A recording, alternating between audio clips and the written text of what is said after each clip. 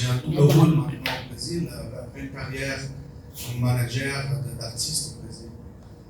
Je suis là maintenant le président du Bureau Export. Alors le Bureau Export de la musique brésilienne, il est financé par l'État brésilien. Il a été financé depuis 2020, depuis 2000 jusqu'en 2020, quand on a eu un changement de la présidence du Brésil et on a eu un gouvernement d'extrême droite. Et tout le financement a été coupé. On a quand même survécu. Mais j'ai pris quelques notes et c'est vrai qu'on a plein de concepts qui ne sont pas très clairs. Et quand on a renouvelé avec le nouveau gouvernement le soutien pour le Bureau Export, on était effectivement mis dans le secteur industrie culturelle. Et qui était là? Il y avait 4 projets ou 5 projets d'exportation pour le cinéma du Brésil, pour le livre, pour les séries télé, pour les vidéojeux et la musique.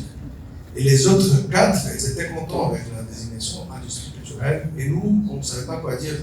On dit, c'est quoi vraiment la différence entre la culture et l'industrie culturelle?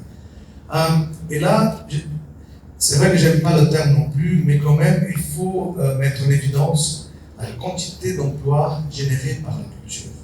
Alors, quand on fait un festival comme ça, combien de personnes qui ont travaillé, pas seulement les artistes ou les producteurs, combien de gens sont venus pour faire monter la scène, ou pour faire la partie technique, ou même les gens autour qui vendent les marchandises, et les boissons et la nourriture autour d'un festival. Alors, ça bouge beaucoup les hôtels qui sont là. Alors tous les hôtels, on a un problème d'hôtels qu'on a pris justement l'événement, grâce à l'événement préféré. Alors, parfois on oublie tout ça, on pense seulement sur scène ou un objet de culture, le tableau, le livre, la musique, le morceau, mais pas tout ce qui va avec. Alors, quand le gouvernement d'avant, de 2018-2022 au Brésil est venu, c'était vraiment la guerre contre la culture. Les artistes ils font beaucoup de bruit, ils ont les réseaux sociaux, ils étaient bien évidemment contre le gouvernement, et il a dit, si vous êtes contre, on coupe n'importe quel financement, on n'aime pas, disons, la culture. Et la réponse a été très bien, si vous n'aimez pas la culture, on veut de chez vous tous les tableaux, tous vos livres, vous n'écoutez plus jamais la musique. Est-ce que c'est possible de vivre comme ça? Non. Alors, finalement, il faut savoir que nous sommes essentiels pour la vie de chaque personne. Alors, quel est le rôle de l'État, selon moi?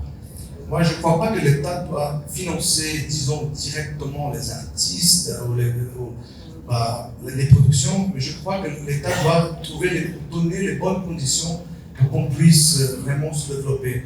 C'est comme, on ne veut pas que vous donniez une voiture, ou que vous conduisez pour moi, vous faites la route, et nous, on fait notre chemin. Et il y a plusieurs moyens, on parle de manière générale, c'est beau, mais j'ai noté peut-être, par exemple, des actions que l'État peut prendre sans financer directement, sans filer de l'argent directement à une personne, ça peut aider beaucoup l'industrie. Par exemple, au Brésil, pendant la pandémie, il y avait des fonds qui étaient pour la culture et on ne savait pas comment l'utiliser, ils étaient bloqués pendant des années. Pendant la pandémie, c'était débloqué comme ça du jour au lendemain. Et c'était vraiment de l'argent dans leur poche.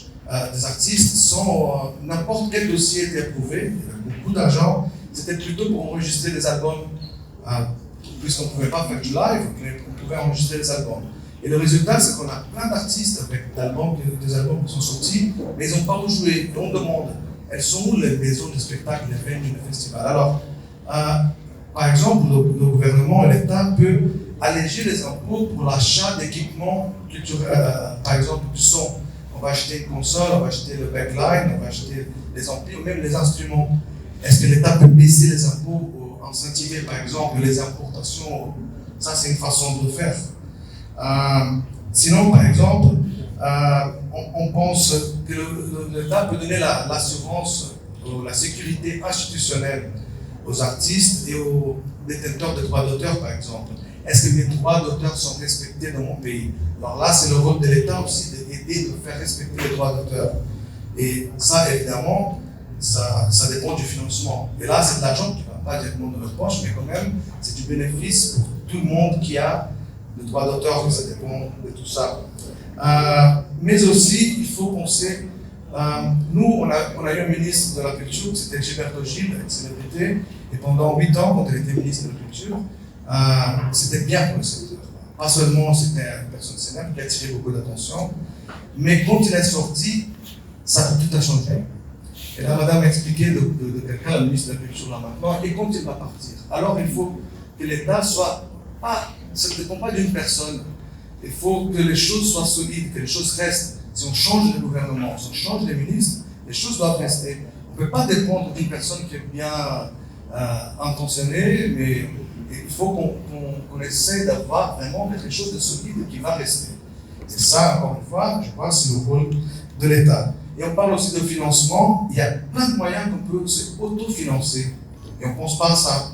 Je donne des exemples. Au Brésil, il y a une grosse discussion sur les gros festivals qui se passent dans des stades pour 20, 30, 50 000 personnes. Et beaucoup de gens achètent des prix à 100 €, des entrées assez chères. Mais ce sont des gens qui ne veulent pas acheter les billets pour voir dans une petite scène, dans un petit théâtre, un artiste qui va commencer et ça va coûter 10 €, 5 €. Alors, au Brésil, on discute maintenant d'avoir un pourcentage des grands concerts pour financer les petits concerts, pour financer les salles. Et là, encore une fois, c'est l'autofinancement. Ou même, si on prend encore une fois les droits d'auteur, et ça se passe en France, en Assassin et tout ça, les droits d'auteur, encore une fois, c'est le droit des artistes, c'est le droit c'est l'argent qui vient avec leurs idées, leur créativité. Pourquoi on ne prend pas une partie de cette somme pour encore une fois refinancer les moins favorisés? Alors il y a plein de choix, plein d'options pour avoir le financement, pour avoir une stabilité institutionnelle pour notre secteur, sans nécessairement filer de l'argent directement. Et enfin, j'ai pas de notes, mais on n'a pas assez de temps, mais c'est un peu ça, quoi. Il faut qu'on lutte pour ça. Et pour dire à tout le monde que nous, on n'est pas, moi je ne suis pas artiste, mais je vis de la musique. On ne veut pas l'argent, on veut les conditions. Et si vous ne trouvez pas que c'est important, alors vivez sans la culture chez vous.